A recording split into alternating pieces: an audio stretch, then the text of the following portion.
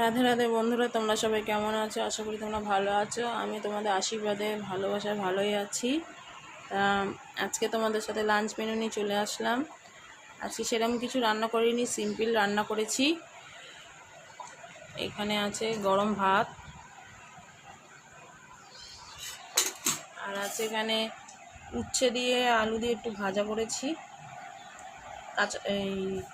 কাঁচা লঙ্কা আর কালো জিরে ফোড়ন দিয়ে।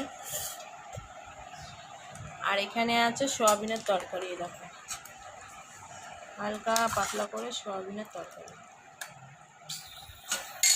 এই হলো আজকে লাঞ্চ মেনু।